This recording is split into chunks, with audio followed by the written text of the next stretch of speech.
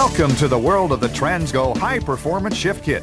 In this video presentation, we'll show you step by step how to beef up your turbo-hydromatic 4L80E transmission fast and easy with a TransGo Performance Shift Kit. You'll love it. This transmission is about to come alive. Video shows a typical installation with the trans still in the vehicle. It will help you install this kit with confidence. While you are watching this video, stop the tape often and read the instructions. This booklet has the specific instruction. Follow the booklet to the letter through the entire installation. During the installation, finish and review each step before moving on. When installing springs, follow the instruction sheet for customizing options, size, location, and color. When drilling holes, follow the instructions for their location, size, and customizing options. Follow the Shift Kit customizing options when they apply to this installation. Notice the If Trans is Apart page 9. If the trans is apart, these changes will improve durability. These are the typical tools needed to do the installation. First, let's road test the vehicle to see if the transmission is in good working condition. We just want to be sure it has 4 forward gears and reverse. Place the shift lever in the D or third position, not the OD position. Push the gas pedal to about 1/4 throttle. Feel the 1, 2 and the 2, 3 upshifts. Then at 45 to 50 miles an hour, move the lever to the overdrive position to feel 4th. This will tell us if the valve body is working normally. Then try some upshifts at 3/4 throttle to see if the clutches are in normal condition. They're holding okay. Let's get started. Release the hood latch.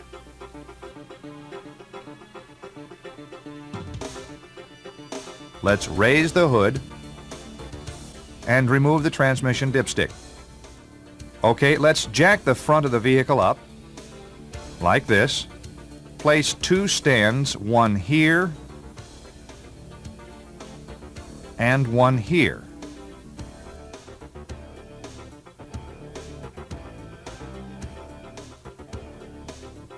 Now we can jack up the rear. When you're done, it should look like this. Please use sturdy jack stands. Before we go under the car, let's gather the required tools. We will need 8, 10, and 13 millimeter sockets, a speed handle, long screwdriver, small screwdrivers, drain pan, snap ring pliers, needle nose pliers, and some wiping rags. Let's make sure you have the transmission that this kit fits. Notice the pan is large, rectangular, rounded here in the back corners, and it has 17 pan bolts. Here on the driver's side, toward the rear, we have this large electrical connector and many wires going to it. Here's the line pressure tap and the shift linkage. This is the right transmission. Let's get going. Place a drain pan under the transmission, favoring toward the front. With a 10 millimeter socket and a speed wrench, remove all the oil pan bolts except for the one toward the rear, here. Then loosen the last bolt slowly and let the oil run over the front edge of the pan. Lower the pan. Look here in the pan. It has some debris, which is normal. This magnet is to collect any steel filings. This one is pretty clean. No problem here. The original factory pan gasket is a controlled compression type. If it looks like this and it is not damaged, reuse it. Let's lay the pan and gasket aside for now. Now let's get ready to remove the filter. Have the drain pan in position to catch the fluid that will run out of the filter and valve body. If the transmission oil is still hot, protect your hands with a rag. While pulling down slightly, twist left and right until the filter frees up enough to be removed.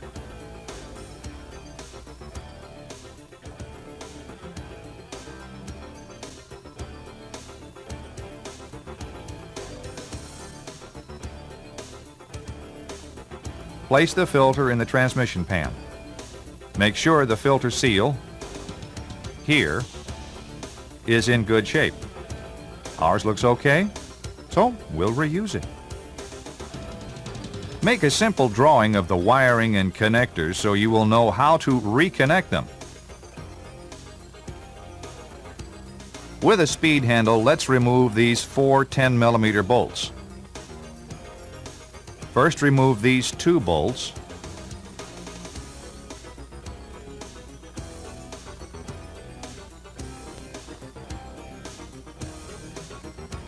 And lay this plate aside. Now remove this bolt.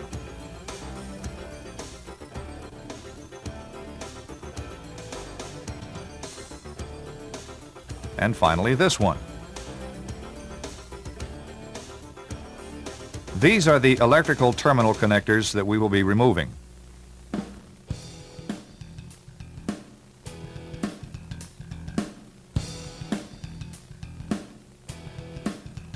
This is the 6 connector type.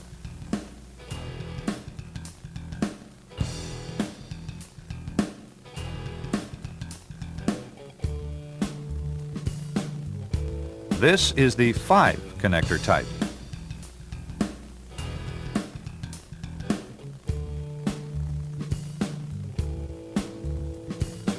Let's start here at the force motor. Remove its connector here. Now the pulse width modulator solenoid connector. And if yours has a connector here, then remove it now. Most have been updated and will not have a temp sensor connector at this location. Remove this connector here at the manifold plate.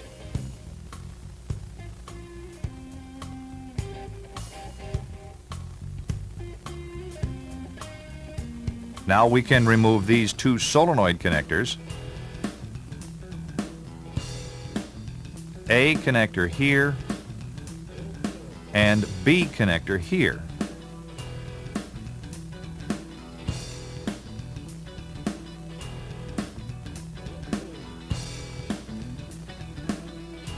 Now let's tuck the wiring harness out of the way, like this. This pipe is held on with these 2 bolts and clamps. Remove this bolt.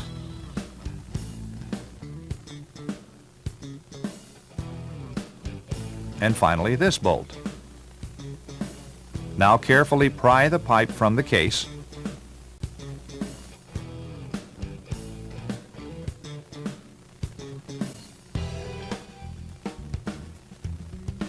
Lay the pipe in the pan. Now we're ready to remove this detent spring by removing these 2 bolts here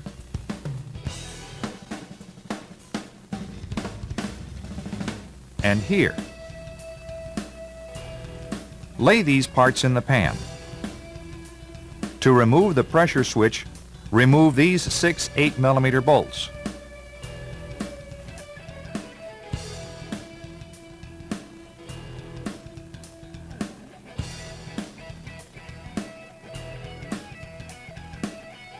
Hold the switch with the other hand as you take out the last bolt.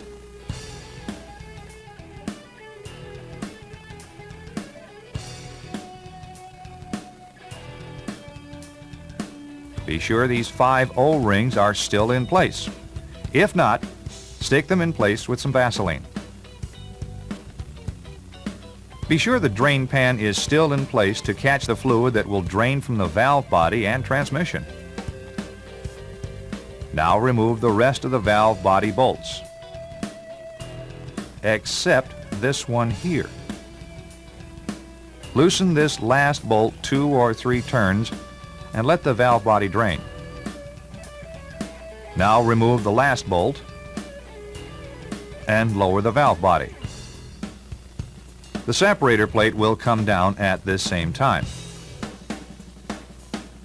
There are 8 check balls and a screen above the plate. The screen should stay in place here in the case. If it doesn't, install it here in this passage. It's to keep the force motor and pulse width modulator solenoids clean from debris. Don't lose any of the check balls. Don't worry, we will show you where they go. Also, the instruction booklet on page 6 shows their location. Turn the assembly over and lay it in the pan so it can drain. Now remove the intermediate servo assembly from the case bore. Lay the servo pieces in the pan. Remove these 6 bolts from the reverse servo cover.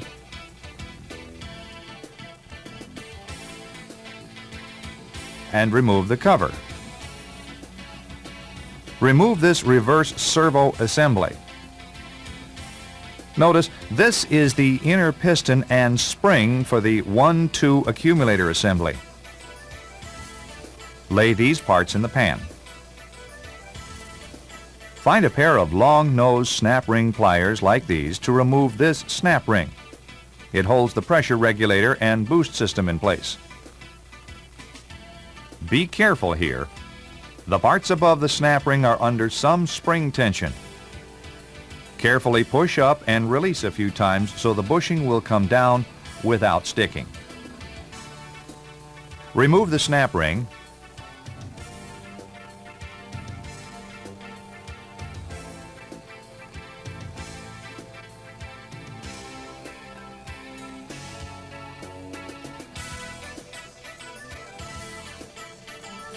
Then remove the boost bushing and valve, along with the pressure regulator spring and valve. Use a pair of needle nose pliers to remove the pressure regulator valve if it sticks in the bore. Put these pump parts in the pan. Now let's take the pan with the valve body and parts to the bench. Remove all the parts from the pan and organize them on the bench, so you can find them as you need them. Clean your pan. We need to remove these 6 bolts from the accumulator housing to separate the accumulator from the valve body. Remove these 5 bolts first.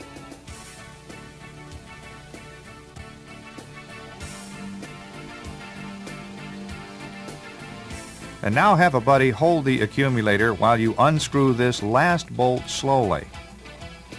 There is spring tension on this body.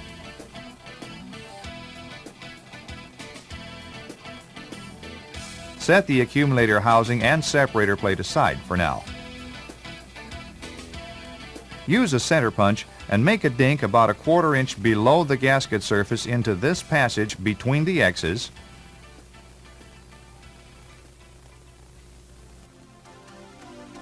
Like this. To find the correct drill, follow this chart. Use the 120 thousandths bit furnished and drill a pilot hole here between the X's through this partition left to right. Take the 3/16 drill bit and wrap some black electrical tape around the shank of the bit from here to here to protect the valve body as we drill.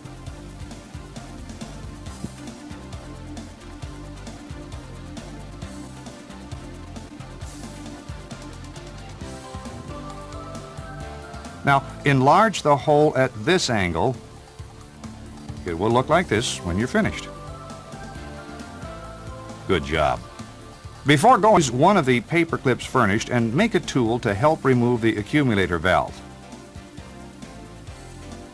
Find the nail furnished in the kit and use it to push this roll pin out, like this. Now, remove the plug.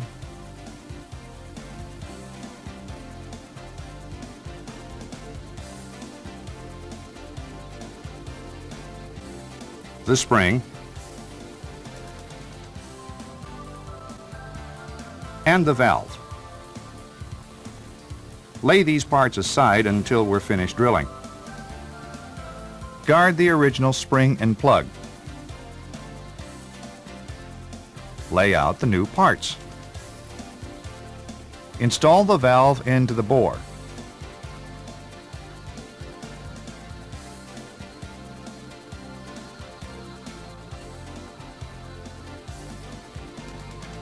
Use the nail to push the valve to the bottom of the bore, like this. Install the small inner spring. Now install this outer spring. Next, install the O-ring onto the plug and lube it. Finally, install the plug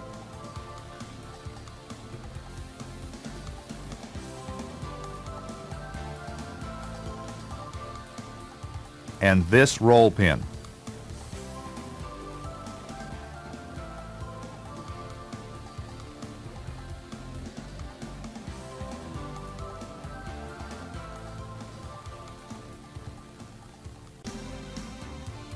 Remove the roll pin using the nail like this. Remove the manual valve and use a long pencil to push the plug and screen out of the end of the bore until you can grab them.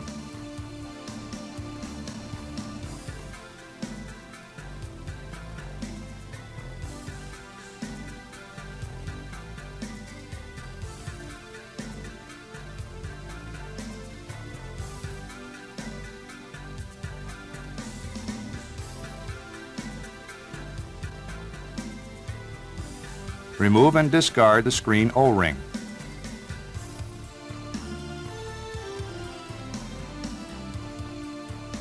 Now clean and flush out the bore.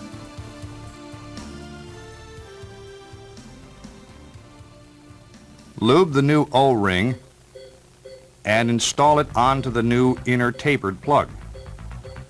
Insert the plug into the bore and push it to the bottom with your finger, like this. This screen needs to be in good shape. The screen is available at dealers and transmission shops around the country.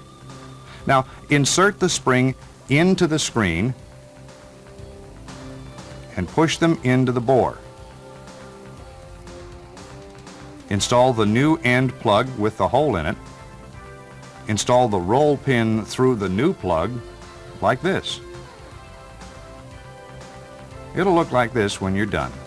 Picture. Pay attention to the springs and where they go. If your accumulator has this valve and spring, install the spring first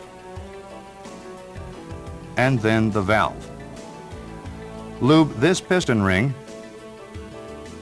and install the piston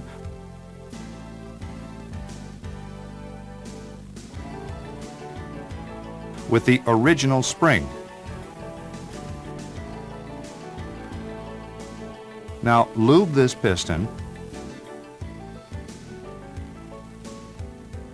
and install it into this bore.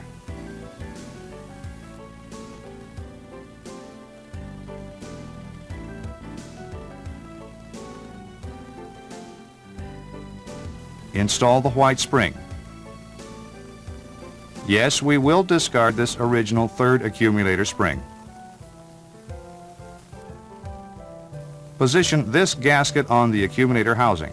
Now we are ready to bolt this housing back onto the valve body. Latest, we need to install the valve body gaskets, the separator plate, and accumulator body. Position this VB gasket onto the valve body.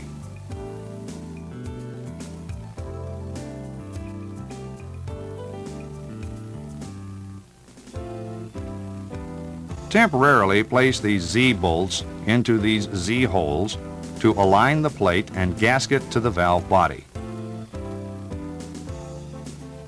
Now oil this side of the separator plate. Remove these bolts. Now install the TC gasket.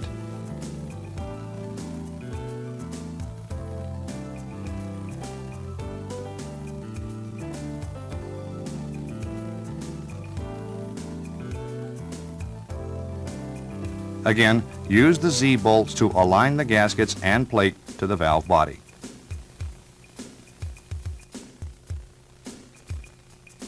Lay the accumulator gasket on the valve body here. Install the white spring here and this accumulator original spring here. If your trans has this valve, then hold it into the accumulator board as you lay the accumulator housing onto the valve body. Notice this bolt is a long one.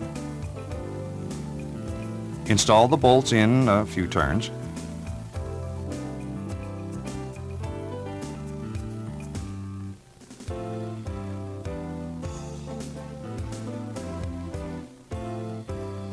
Make sure everything is aligned.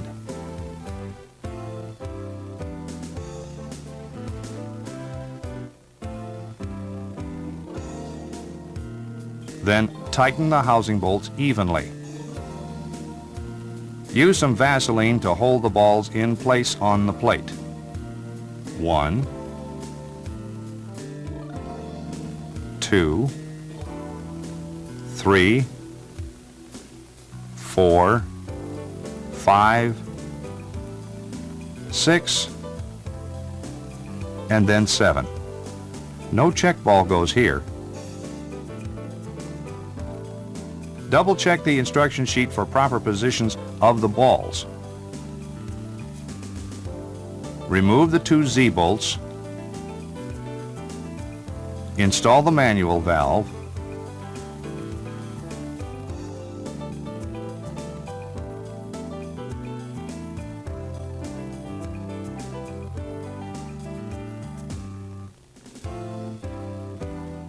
Lay the valve body in the clean pan with the relief valve and pan bolts. Let's go to page 7 and look at the 2 different types of pressure regulator systems.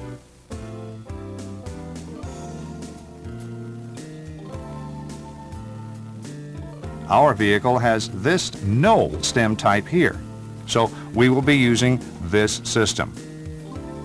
Lay the pressure regulator parts out on the bench. Discard this old pressure regulator spring and use this new green spring. Now discard this original damper spring and use the damper spring according to the instructions.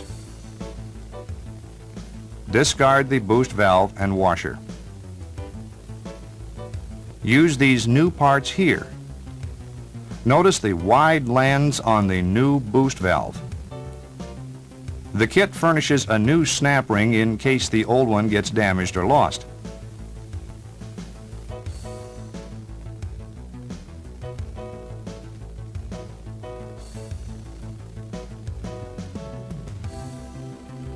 If yours looks like this, then do this. Lay the pressure regulator parts out on the bench. Discard this old pressure regulator spring and use this new green spring.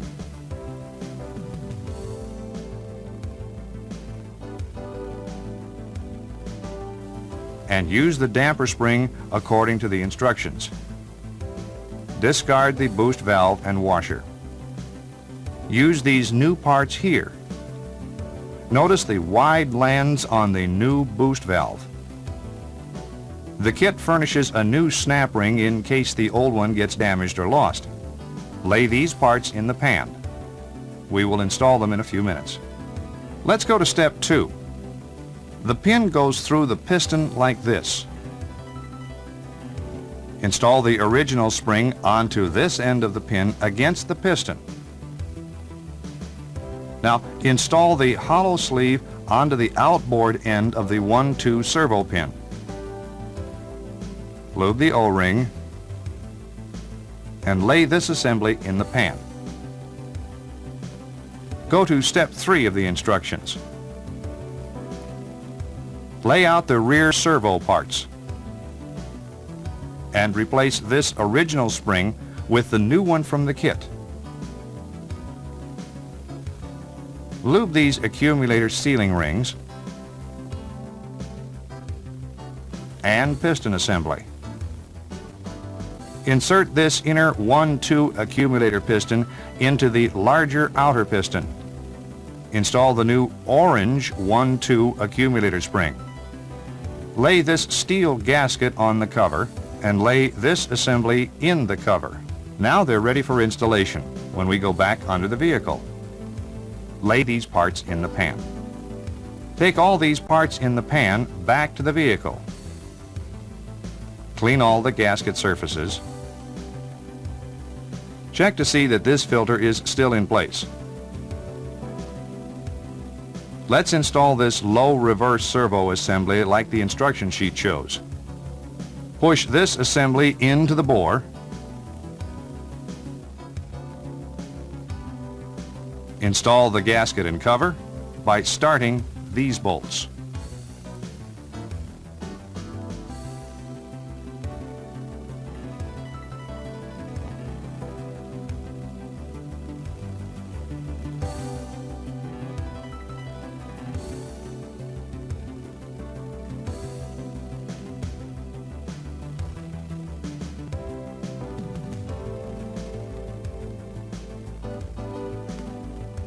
Let's tighten them evenly.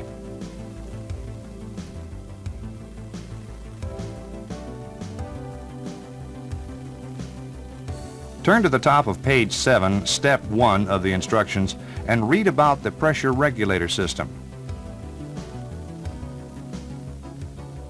Now let's go install these pressure regulator parts. Prepare for this job by locating a pair of snap ring pliers and a long screwdriver. Install this spring onto this end of the pressure regulator valve and push them up into the bore using your finger as a guide.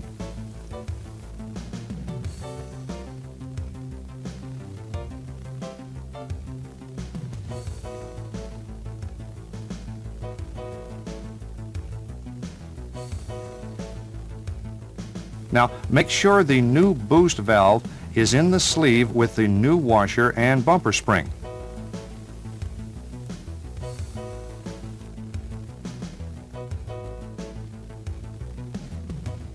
Install them into the bore.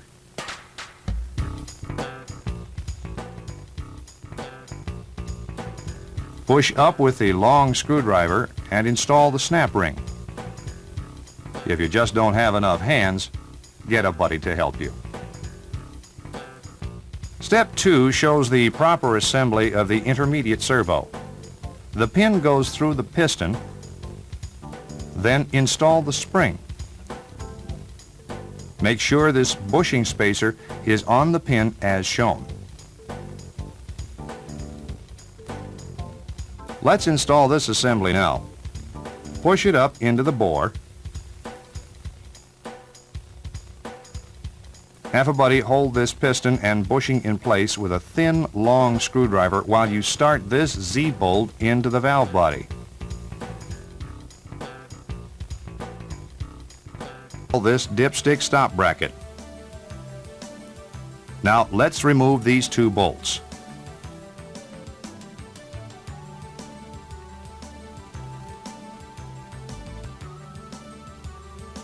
And install the relief valve.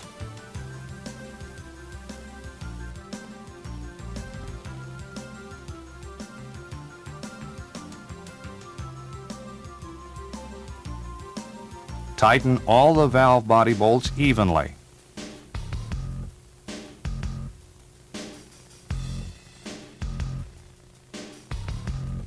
Refer to our simple drawing and reconnect the solenoid and switch wires.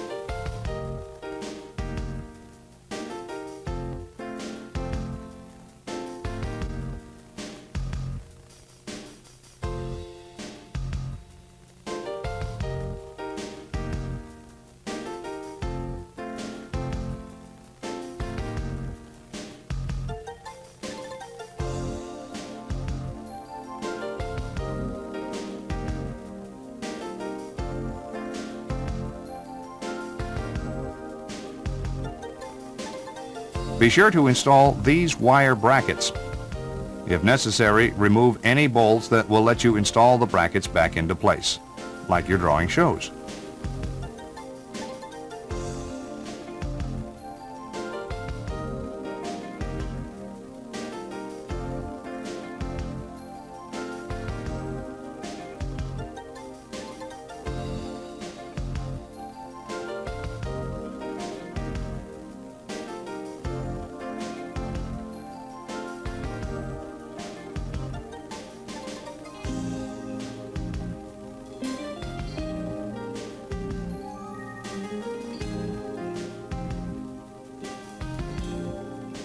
Looking good.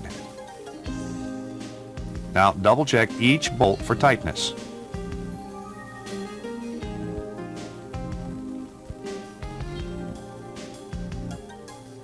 Let's look over everything carefully, then we will be ready for the filter. Check the filter in this area for any cracks. If it's okay, lube the seal and install the filter.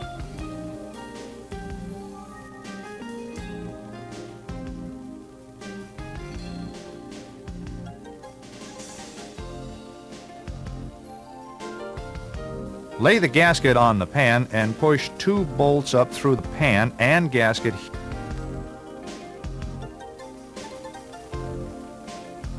Lift the pan into place and start these 2 bolts.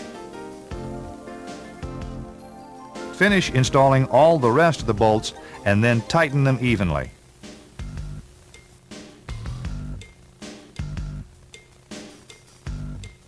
Looks good. Add 7 quarts of fluid and start the engine. Now immediately add 3 more quarts and check the dipstick for full. Look, it is still about a pint low. Let's add and recheck.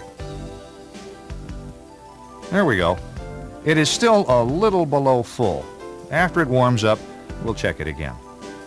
While the vehicle is still in the air, hold the brake and run through the gears from park to reverse, neutral, OD position, D, second, and now first. Let's move the selector to the OD position and accelerate, checking for upshifts. As it shifts, watch the speedometer change speeds. There's the 1-2 shift, the 2-3 shift, and finally the 3-4 shift. Okay, we can lower the vehicle. After the road test, you can check the fluid level again. Let's road test the vehicle and check its performance. Start with throttle shifts, feel 2, the 2-3, and the 3-4 shift. This will tell us if the valve body is working normally. Do we have good, quick, crisp shifts with no delays? Now try some upshifts at 3/4 throttle to see how the shifts get firmer with throttle.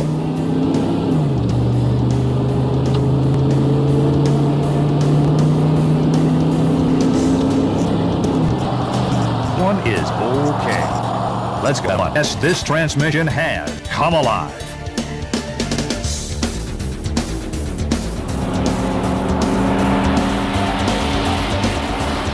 This kit gives you the shift feel you want when you want it. Yes, with the gear command feature, you're in control, and it still delivers full automatic shifts in the drive position.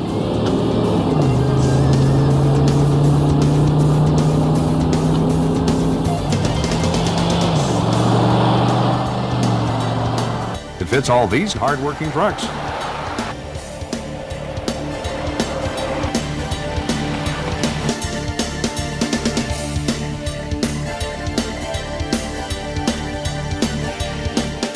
It gives each owner performance satisfaction with a vehicle that has longevity.